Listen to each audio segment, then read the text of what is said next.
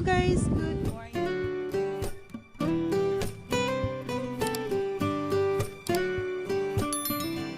lahat. So today's vlog mga idol ay isa na naman katanungan. Sabi, kung ilan nakakailan nga ba daw tayo kapag sa isang sa isang round. So yan ang ating sasagutin. Kung gusto mong malaman, tapusin mo ang ating video.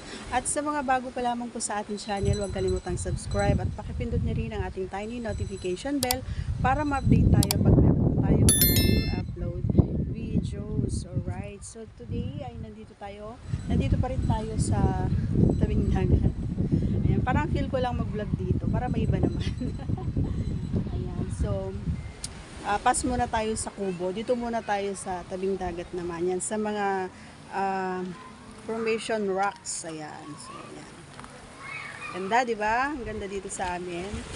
Ayan, sa mga may gustong mag-bisita rito, ayan, feel free to contact me. Ayan, just follow me on my Facebook page, guys. Ayan, Baby Hunter 60 ng ating Facebook page.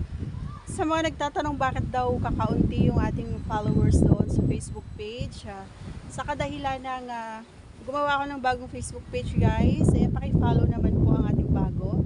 Kasi po yung dati, na-hack po yung dati nating Facebook page. So talagang nakakapanghinayang. And anyway, wala na tayong magagawa doon. And please follow na lamang po ang ating Facebook page, Baby Hunter 16. Yung naka-pink po ako doon. Alright, so let's proceed to our main topic. So ang topic natin, kung nakakailan nga ba daw ako. So para sa akin, depende kung nasa mood ako, ganyan.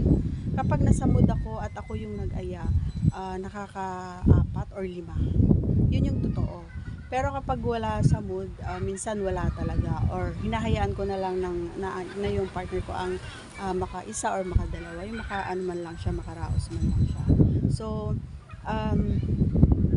iba-iba kasi yung mood ko minsan. Hindi pag siya yung nag-aya is siguro isa lang, pero kailangan ako yung nasa ibabaw. Pero kapag siya yung gagawa or siya yung magtatrabaho, hindi ako natatapos ng kahit isa man lang. Hinahayaan ko lang siya na matapos, lalo na pag wala ako sa mood. Pero kapag tama lang naman yung parehas kami na nasa mood, so 2 or 3 yun, enough na yun sa akin. Pero yung kapareha ko is 1 or 2 lang. So yun, sana nasagot ko ang iyong katanungan.